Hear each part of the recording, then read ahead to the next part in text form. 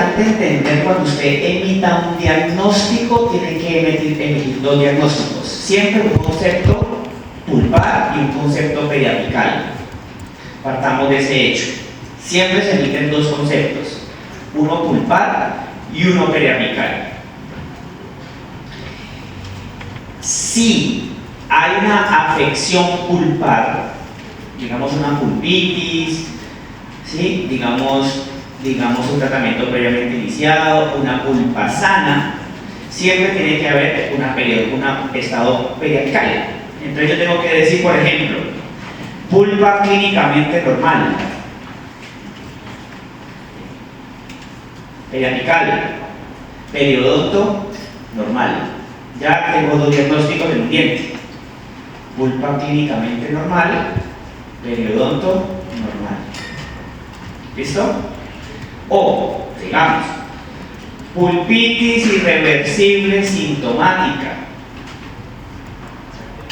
estado periapical, periodonto normal. Pulpitis reversible, estado periapical, periodonto normal. ¿Sí me entienden lo que les acabo de decir? Se emite un concepto pulpar y un concepto periapical. Ahora, ¿cuándo arrancan las enfermedades periapicales? Las enfermedades periapicales arrancan cuando la pulpa muere. Y hablo de las enfermedades periapicales de origen pulpar. Cuando la pulpa muere, desde el momento en que la pulpa muere hacia adelante, ¿qué diagnósticos hay de necrosis hacia adelante? Hay tres diagnósticos. 1, necrosis. 2, previamente iniciado. 3, previamente tratado. Son los tres diagnósticos de necrosis hacia adelante. Cuando una de esas tres patologías se presentan, muy probablemente hay una enfermedad periapical. Y hablo la palabra muy probablemente porque puede ser que no la tenga todavía. Yo puedo tener una necrosis con un periodonto normal. ¿Ok? Puedo tener un tratamiento previamente iniciado con un periodonto normal. Puedo tener un tratamiento ortodóntico previo o previamente tratado con un periodonto normal. Eso puede pasar. Pero de esa necrosis hacia adelante pueden pasar muchas cosas. ¿Estamos claros? Ahora, la literatura reporta que en algunas ocasiones, las pulpitis pueden tener una afectación periapical. En algunas ocasiones, ya les voy a demostrar cuáles. En algunas ocasiones. ¿Listo? Pero son casos muy puntuales y son casos donde tienen unos tips que les voy a dar para saber por qué lo tienen. Unos tips que les voy a enseñar. Entonces hablemos de las enfermedades periapicales. La primera se llama periodontitis apical sintomática. Ese es el primer diagnóstico. Entonces, periodontitis apical sintomática. Si es una condición pulpar, ¿cómo tiene que estar la pulpa? Primera situación, ¿viva o muerta? Es una periodontitis apical sintomática. ¿Tiene que estar viva o muerta?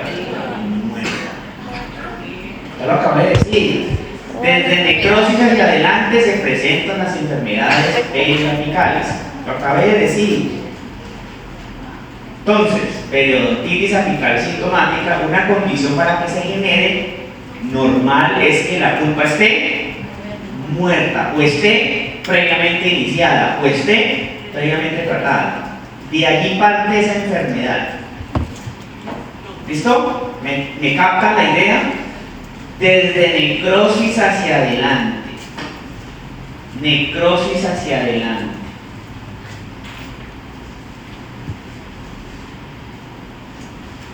¿Ya todos tienen anotado la hojita el nombre de todos sus compañeros de clase? Por favor, me la traen. Uno, cada mesa me trae una hojita. Pues me la ponen encima de la lista. La pones ahí. Ya tenemos la hoja. Aquí estoy. José. Luis. Eduardo. Ay, perdón. Puerto. Con base en esa hoja del taller, para que sepan, no se puede anotar porque yo la voy a llevar a lista. Y si está aquí, pues ustedes le dan un punto. No es anotar a nadie que no esté, ¿no? Porque yo le llamo a lista y yo ahí pillo al que no está en lista, le bajo al grupo, le bajo un punto. Para que lo sepan. Mierda. Muy bien. Entonces, ¿Ya vienen? entonces, Victoria y... ¿Los anoto? ¿No? vamos a poner claro el sigue, la situación. Tenemos un paciente con necrosis. De allí arranca una posible periodontitis. Tenemos un paciente con tratamiento previamente iniciado. De ahí puede arrancar una periodontitis. Tenemos un paciente con tratamiento previo, la endodoncia hecha. De ahí puede arrancar una periodontitis. Te le voy a hacer una pregunta. Si me llega un paciente con una pulpitis reversible, ¿podría tener periodontitis? ¿Falso o verdadero? Falso. Falso. Muy bien. Y se lo digo porque siempre lo pregunto en un papel y siempre equivoco. ¿Sí? Estas dos patologías no son acordes. Y hablo cuando la patología es de origen pulpar. ¿Me entienden lo que les acabo de decir? Es de origen pulpar. Porque voy a poner una situación más compleja. Yo tengo un paciente que me llega con pruebas al frío con dolor positivo reversible. Ojo con lo que estoy diciendo. Tiene una caries. Tiene caries. Positivo reversible. Ojo porque es la caries que les de hoy. Positivo reversible. Caries. Radiográficamente se ve la caries cerca a la cámara pulpar, a 1.5 milímetros. Prueba de percusión positiva. Ligamento periodontal ensanchado. ¿No estoy diciendo? Emitamos un diagnóstico. El diagnóstico pulpar. Pulpitis reversible. Diagnóstico pulpar, pulpitis reversible. Diagnóstico periapical. Por aquí era un periodonto sano, por allá. Periodontitis apical. ¿Qué les dije yo? Necrosis. Una pulpitis, para que se dé la periodontitis, la cosa tiene que estar viva o muerta. Muerta. Hablo de la periodontitis de origen. Pulpar. Pero resulta que puede presentarse una periodontitis de origen no pulpar. De origen no pulpar. ¿Y esta cuándo se clasifica? ¿O cómo se clasifica? Cuando yo hago las pruebas de oclusión, las pruebas de percusión, perdón, me sale positivo el ensanchamiento del brazo del ligamento periodontal, y cuando yo hago las pruebas de oclusales, tiene un trauma oclusal. O sea que esa periodontitis es de origen traumático. Otra situación.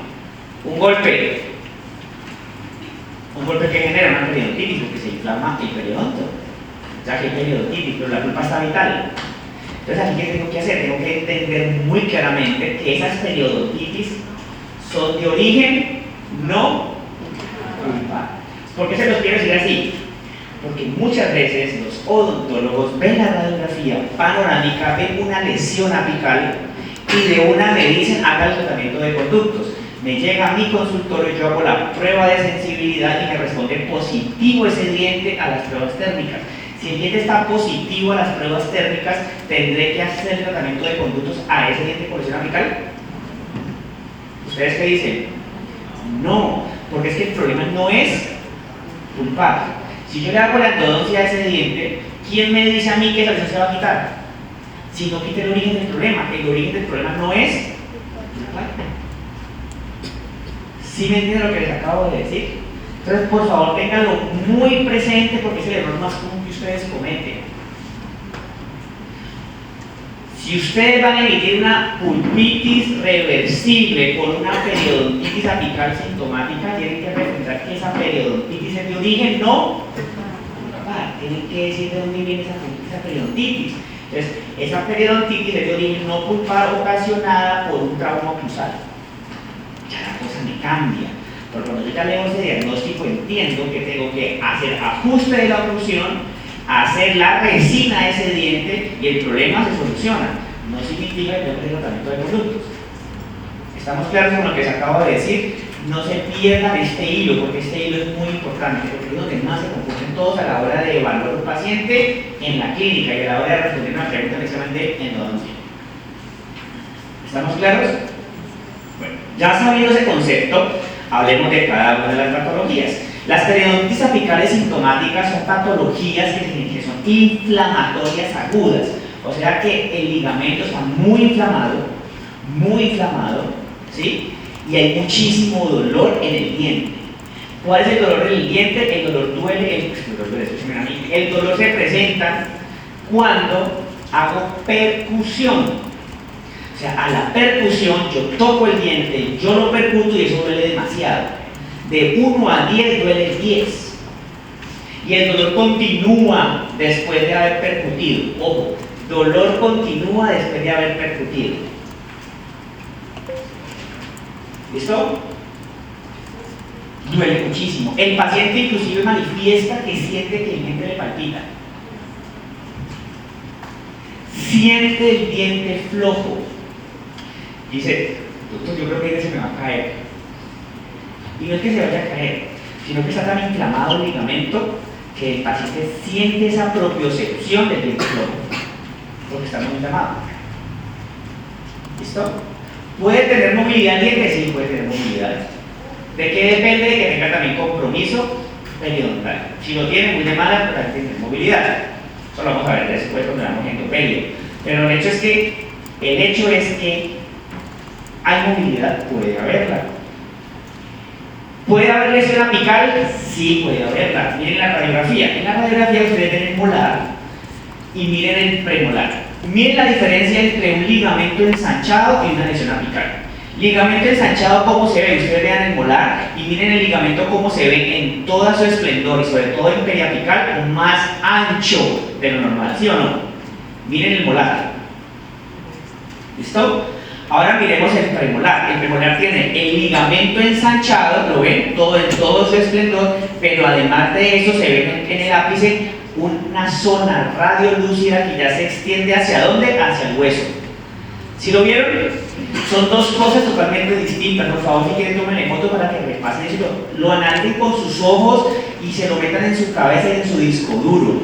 Ustedes tienen que aprender a identificar una lesión apical de un ligamento ensanchado. Son dos cosas totalmente distintas. ¿Listo? El ligamento, mire, en el ligamento ensanchado, ustedes observan que se comprometió el hueso, ¿sí o no? ¿Hay hueso comprometido? No. ¿En la lesión apical se ve el hueso comprometido? Sí. ¿Listo? Entonces, en la periodontitis apical sintomática, la presencia de lesión no es importante. Puede tener lesión o no puede tener lesión. ¿Qué sí tiene que tener siempre una periodontitis apical sintomática? El ligamento ensanchado. Eso es una condición que tiene que tener la radiografía de ese paciente. ¿Estamos claros? El ligamento tiene, con T mayúscula, que estar ensanchado. La lesión apical no es necesaria que esté. ¿Qué lectura hago yo de un caso como el del molar y como el premolar? Entonces, hagamos la lectura de esos dos dientes. Primera situación, prueba de sensibilidad en el diente molar. Si el origen es pulpar, ¿cómo me responde ese diente? ¿Positivo o negativo? Negativo, ya estamos claros. Si ese diente es de origen pulpar, me responde premolar. Si el problema es pulpar, la respuesta va a ser negativa, ¿sí o no? Miremos el otro molar que se alcanza a ver un poquitico que tiene endodoncia previa, ¿la ven? Que tiene tratamiento de conductos. Miren que ese diente también tiene una lesión apical abajo, ¿la notan? Y también tiene el ligamento ensanchado. Entonces, ese es otro caso también de un tratamiento previo, ¿sí? Que no es satisfactorio, con una periodontitis. ¿Vieron? Entonces, devolvamos al tema. Entonces ya tenemos las dos condiciones pulpares. Ahora, ¿qué lectura hago yo de ese molar y de ese premolar? Las lesiones apicales, cuando se forman, o para que se formen, requieren tiempo. O sea, la lesión apical no se forma en horas, ni en días, ni en semanas. La lesión apical se forma en meses. O sea, ¿qué lectura hago yo de una lesión apical? ¿Que esa lesión es nueva o vieja? La lesión apical que me indica a mí una lesión vieja o nueva. Vieja, porque eso se da en meses. ¿Listo? O sea que esa necrosis es vieja o nueva. Vieja. O sea que ese paciente pudo haber tenido esa infección hace mucho tiempo, nunca se dio cuenta que la tenía, pero se reagudizó, o sea, volvió a agudizarse nuevamente. ¿Sí me entienden lo que se acabo de decir? Se volvió a agudizar. Y como se volvió a agudizar, pues empezó a tener síntomas. Les voy a poner un ejemplo. Me llega un paciente con un central, le hago la prueba de sensibilidad, me responde negativo, tomo la radiografía y observo una lesión apical, la que ustedes vieron en el tumoral. Y ahorita hago percusión y no duele. No duele, no siente absolutamente nada, pero tiene lesión.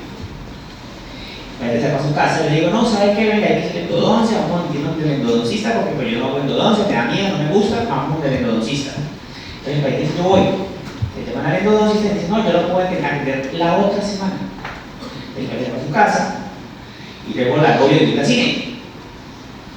Sí, luego lo invitan al cine.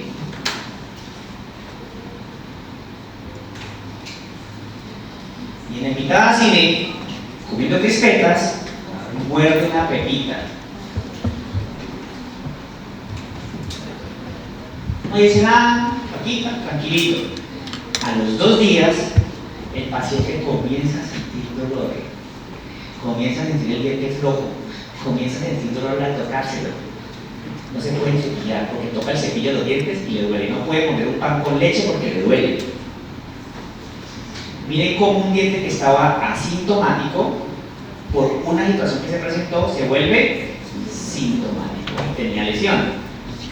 ¿Sí me entienden lo que acabo de decir? Entonces, la lesión apical no es indicativo de este diagnóstico. La lesión apical es indicativo de la vejez de la infección, de cuánto tiempo lleva la infección en boca del paciente. Ese es el indicativo de lesión en este diagnóstico. ¿Me entienden? En este diagnóstico. Entonces, la periodontitis apical sintomática, el paciente siente dolor a la percusión, a la masticación, a la palpación, tiene sensación de diente extruido, o sea, el diente como que estuviera flojo, no puede juntar los dientes y la pulpa tiene que estar muerta. ¿Listo? Ahora vámonos a otro ejercicio. La pulpa está vital. Hago la prueba de sensibilidad y me responde positivo, reversible. Hago la prueba de percusión y duele, palpación y duele. Radiográficamente veo ensanchamiento del ligamento periodontal. Diagnóstico: pulpitis reversible, periodontitis apical sintomática de origen no pulpar, por favor. ¿Vieron? ¿Vieron cómo me cambia mi diagnóstico? Porque con este criterio yo definitivamente no voy a pensar en tratamiento de conductos, pienso en otra cosa, en un recubrimiento pulpar, en un ajuste de la oclusión y en un analgésico y chao. Paciente en 2 días me va a decir, doctor, estoy súper bien. ¿Listo? O sea que periodontitis y pulpitis pueden haber juntas, sí, claro, pueden estar juntas, pero cuando es de origen no pulpar, tengo que saber cuál es la causa. Porque una periodontitis de origen pulpar tiene que tener como antecesor una necrosis. Si es de origen pulpar, porque en estos casos que tengo que hacer sí o sí. ¿Cuál es mi plan de tratamiento para estos pacientes? Tratamiento de conductos. Aquí tengo que hacerlo sí o sí, en este caso. ¿Qué tipo de pulpectomía? ¿De extirpación o de hibridación? De hibridación. ¿Debo dejar terapia de hidróxido de calcio? Sí, porque hay una infección muy grande. ¿Listo? ¿Debo irrigar más? Sí. ¿En cuál de los dos dientes debo tener mayor cuidado en irrigación? ¿En el molar o en el premolar? ¿Dónde tengo que irrigar más? ¿Ser más juicioso con la irrigación? Molar. En el premolar, porque la lesión es más vieja. Como es más vieja la lesión, hay ¿más qué? Bacterias. Hay más biofilm. Acuérdense lo que les expliqué la vez pasada el biofilm. ¿Les quedó claro? Listo. Entonces, seguimos con el otro diagnóstico. Periodontitis apical asintomática. ¿Qué significa la palabra asintomática?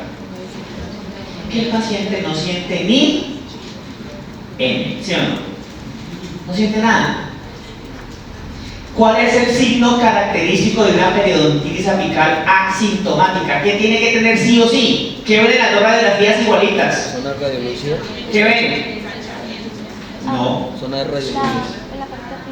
¿Qué se ve? Lesión apical, zona radiolúcida. La condición para que haya una periodontitis apical asintomática es que haya lesión apical. Miren, hay lesiones apicales grandes, lesiones apicales pequeñas, pero la hay. Pero hay síntomas de percusión y palpación, ¿sí o no? No, no hay signos y síntomas de percusión y palpación. No hay dolor, el paciente no siente absolutamente nada.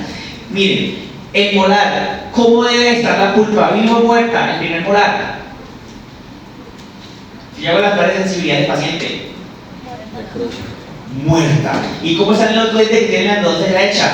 Previamente tratada. ¿Estamos claros? O sea que tenemos una periodontitis apical asintomática. Ese diagnóstico es muy fácil. Yo solamente lo veré. ¿Y cómo yo verifico ese diagnóstico? ¿Con la clínica o con la radiografía? Con la radiografía. Yo no puedo ver el paciente y decir, ay, tú tienes una periodontitis. No. Tengo que tener mi radiografía. ¿Periapical o panorámica? Periapical. ¿Ok? Ahora, los voy a empezar a complicar cada vez más. Vamos a ver ese molar. Ese molar, pregunta, me llegó hacia consulta, a ustedes llegó ese paciente hoy a la clínica así, tomaron la radiografía y vieron eso como está ahí. ¿Ustedes hacen retratamiento sí o no? Sí. Díganos sin miedo. No. No. ¿Quién más dice sí o no? Opinen. ¿Sí o no? ¿Sí dicen por acá? Bueno, ¿por qué dice usted que no? Pues no se observan zonas o espacios radiopacos dentro del tratamiento y siempre y cuando el paciente no esté presentando sintomatología. Pero si hay lesión, Pues la lesión puede ser porque fue reciente la obturación. ese es el punto. ¿Cuándo tomo la decisión de repetir la endodoncia? Entonces usted le pregunta al paciente, venga, haga una preguntita, ¿hace cuánto le hicieron la endodoncia? Uy, a mí me hicieron hace 3 días. Si fue hace 3 días, ¿la lesión desaparecerá en 3 días? No. ¿Cuánto tiempo se demora en desaparecer una lesión apical después de un tratamiento de conducto? 6 meses. O sea que yo no puedo juzgar una endodoncia que tenga menos de 6 meses. Yo la dejo en observación. Paciente con zona radiolúcida apical asociada a lesión, tratado endodónticamente hace 3 días. Estero evolución para determinar conducta a seguir. Ah, pero necesita la calza. ¿Por qué es que no he hecho la calza? Toca hacerla rápido, porque aprende que la endodoncia no termina cuando se hace la restauración. Ahí termina la endodoncia. O sea que aquí la endodoncia aún no ha terminado, porque está con una curita. ¿Quién lo salva? Que le puso ionómero de vidrio en la cámara. Entonces, como tiene ionómero, estoy tranquilo porque no se me va a contaminar la endodoncia. Por eso ustedes, de aquí en adelante, cuando terminen la endodoncia, ¿qué es lo primero que colocan en la cámara? Ionómero de vidrio. Porque si el paciente se les va a la clínica y no vuelve nunca más, por lo menos la endodoncia no se va a contaminar. Ah, que se parta el diente, no es culpa de nosotros. Sí, pero ya ustedes tienen ese carrito, la cámara. Entonces yo no puedo juzgarla hasta que no pase un tiempo. ¿Y por qué se los digo? Porque es que hay algunos odontólogos, y yo tengo el chat lleno de eso: doctor, le envío paciente para que repita la endodoncia. Y yo le pregunto al paciente: ¿cuánto llevas con esa endodoncia? No, apenas un mes. ¿Por qué la tengo que repetir?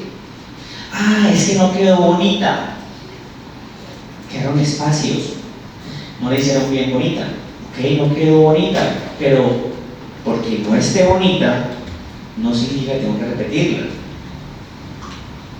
¿Me entienden lo que les acabo de decir? Yo no puedo entrar a repetirla, yo espero más bien que pase un tiempo, porque hay endodoncias horribles que funcionan y endodoncias hermosas que no funcionan. El mundo de la endodoncia es muy complejo. A mí me han llegado pacientes con endodoncias inmundas, que yo digo, eso no lo haría ni un estudiante de quinto semestre. Y les pregunto: ¿cuánto llevan con esa endodoncia? 20 años. Si lleva 20 años con una endodoncia inmunda y está sano, no tiene lesión apical, no tiene nada del hueso, no le duele, ¿repito la endodoncia? ¿Qué? Como dice mi abuela, lo que está quieto se deja quieto. Así sea la indicación de que algunos materiales solamente duran 10, 20 años. La endodoncia nunca se repite. Si queda ahí sellada, nunca se repite. Si no hay lesión, nunca se repite. Si no hay sintomatología, nunca se repite. La resina, así como que se vence, se acaba, se desgasta, se desadapta, tiene una otra. La endodoncia es para toda la vida, a no ser que se contamine, porque se caiga la restauración y quede la gutapercha expuesta. La gutapercha, cuando se expone al medio oral, se considera contaminada después de 6 días. O sea, si pasan 6 días y el paciente tiene la gutapercha expuesta, ya es contaminación. O sea, tengo que repetir la endodoncia. ¿Me entiendes? Ahí toca repetir la endodoncia. Si no, no se repite. Se deja repetir. ¿Siguen entendiendo el concepto? Ahora vamos hacia el otro lado de la orilla. Esta endodoncia lleva 1 año. ¿La repito o no la repito? Sí. Tengo que repetirla porque la lesión no desapareció. ¿Listo? Ahí le tengo que decir de tratamiento. Bueno, muy bien.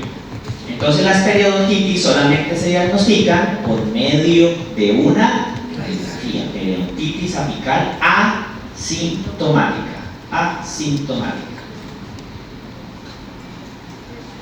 Siguiente diagnóstico: absceso apical agudo. ¿Qué es el absceso apical agudo? El absceso apical agudo es que el paciente tiene pus, o sea que en la encía se ve un crecimiento de la encía, una tumefacción, ¿sí? Y esa tumefacción es sésila, o sea que se la toca y se mueve, ¿sí?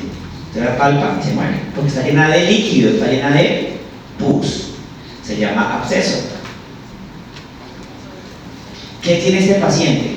Este paciente tiene las mismas sintomatologías de las periodontitis apicales sintomáticas, exactamente igual, no cambia. Duele, percusión, palpación, no puede cerrar los dientes, pero ¿qué diferencia tiene con la otra? Que ya tiene pus. Si ya hay pus es porque ya el biofilm, ¿dónde está concentrado? ¿Dentro del conducto o afuera? Afuera. Entonces yo ya necesito a ese diente que tengo que mandarle a tomar ya. ¿Qué tiene que tomar el paciente? Antibiótico. Es el primer caso en endodoncia donde yo tengo que mandar antibiótico. ¿En los demás casos mando antibióticos? No, nunca lo he nombrado. Máximo analgésico porque hay dolor. Pero antibiótico no. Solamente se manda antibiótico cuando tenemos un absceso. ¿Sí? Ahí mandamos antibiótico. Amoxicilina puede funcionar. Cefalexina puede funcionar, acitromicina puede funcionar, amoxicilina más ácido clavulámico también puede funcionar y metronidazol también puede funcionar. No me gustan mucho las tetraciclinas, solas no me gustan. La cefalexina sí la mano, que es una misma tetraciclina, porque esa pigmenta mucho los dientes. Entonces, ¿me entendieron la situación? Aquí mando Antibiótico. ¿Qué antibiótico mando? Pues dependiendo del paciente, de su condición sistémica y del tipo de lesión que yo vea. A lesiones más grandes y mayor cantidad de pus, pues más infección, un antibiótico más fuerte.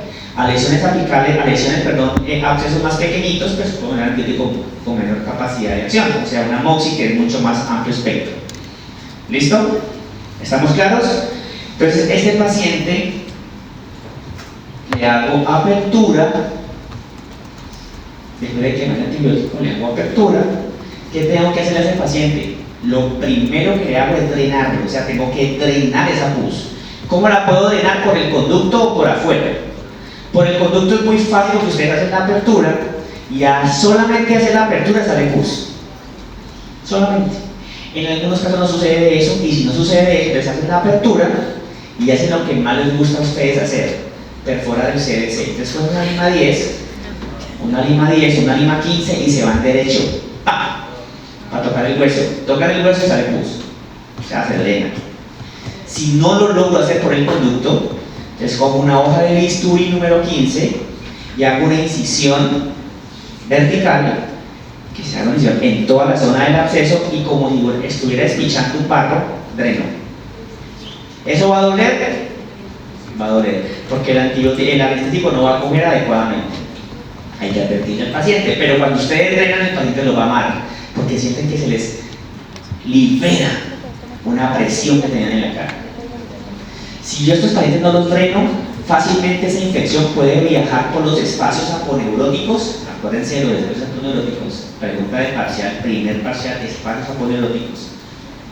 Viaja por los espacios aponeuróticos y puede generar un absceso orofacial, o sea, el absceso que ya compromete la cara del paciente. O sea, que el paciente con la cara ya así grandota. Ya es un absceso orofacial. Ahí ya me cambia todo, porque ya me puede, si no me cuido, si no protejo al paciente, el paciente le puede dar una bacteremia, le puede dar una endocarditis o le puede dar una enfermedad, o se puede bacterias por el cerebro y se puede morir. Han reportado 2 casos en literatura de un paciente que se ha muerto con un mal manejo de un absceso. Se ha muerto. Porque no medican lo que es o porque no le ponen cuidado a la lesión. ¿Listo? Entonces hay que tener muchísimo cuidado con este tipo de patologías. En este caso, ¿qué tratamiento hago en el molar, en el primer molar? Endodoncia, ¿cierto? ¿Qué tipo de pulpectomía tengo que hacer en ese molar? Debridación. ¿Tengo terapia de óxido de calcio?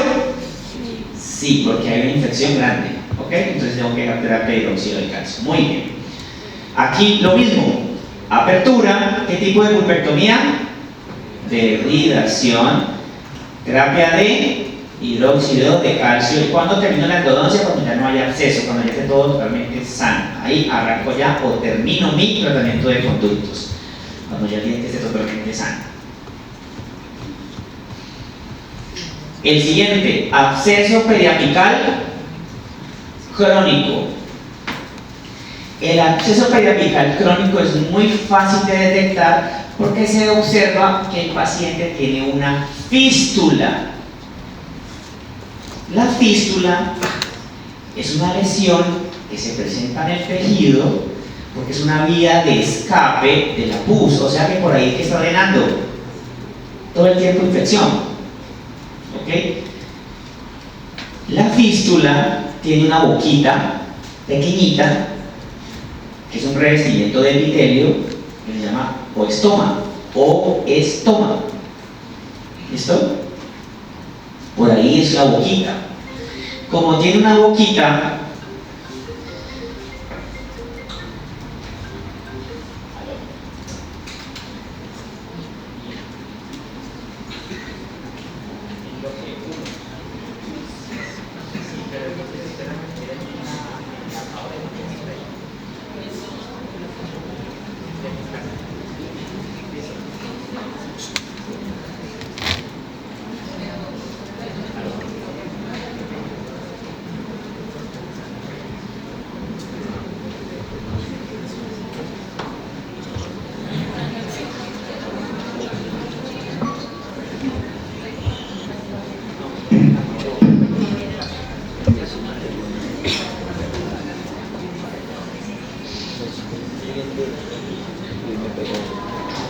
Entonces, ese estoma, una boquita, y como tiene una boquita, lo primero que tengo que hacer cuando yo veo una fístula es tomar lo que se llama la fistulografía. Es el primer examen que tengo que hacer a estos pacientes.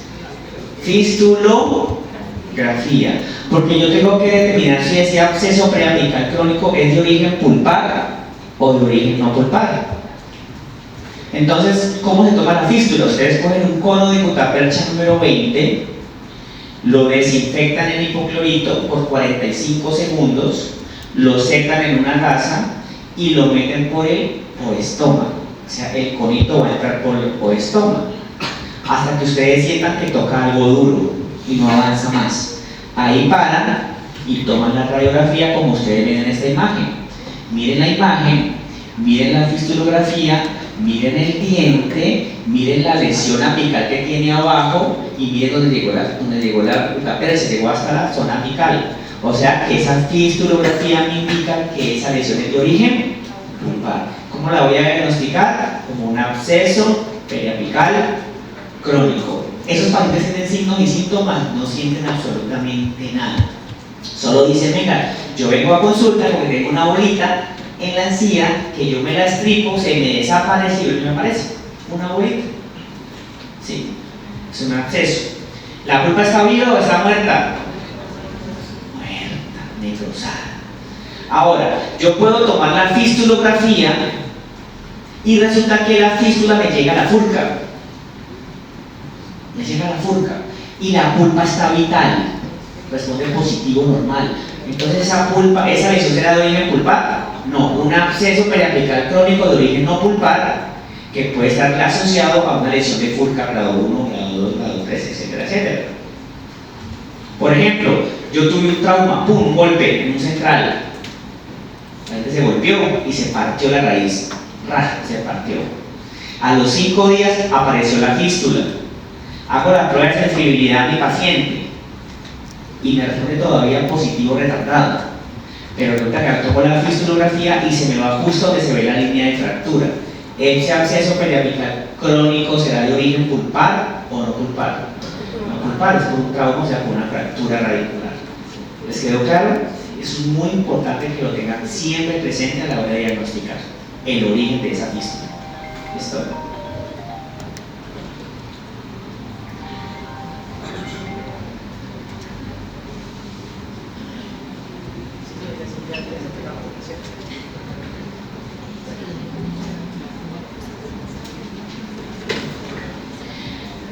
Listo.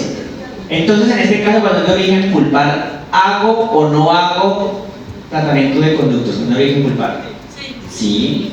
¿Qué tipo de pulpectomía tengo que hacer? Dehidratación, de hidróxido de calcio. Sí. ¿Cuándo termino el tratamiento de conductos? Cuando la fístula desaparezca. ¿Mando antibióticos? Muy buena pregunta. ¿Mando antibióticos? No. El único diagnóstico donde se manda antibiótico se llama absceso periapical agudo. Acuérdense que estamos en el punto de los antibióticos, hay que controlarnos porque las resistencias están en aumento. Entre menos mediquemos antibióticos, mejor. ¿Listo? Sí. Nada, simplemente lo que usted hace es apertura, dehidratación, terapia de hidróxido de calcio, la fístula solita se va. Inclusive cuando ustedes colocan hidróxido de calcio, a veces el hidróxido sale por la bolita. Sí, eso no pasa nada, no tiene ningún problema. ¿Listo? Porque es un drenaje ya hecho por el cuerpo, entonces ya la capacidad de infección de las bacterias es totalmente controlada por tu propio cuerpo. Entonces no hay necesidad de mandar antibiótico. Se manda antibiótico si usted hace este caso, lo maneja mal, el otro día tendría con la inflamada, ahí sí ya se hizo algo mal, sí, entonces toca mandar antibiótico. Pero mientras que esté crónico, no se manda antibiótico. Entonces, miremos atrás.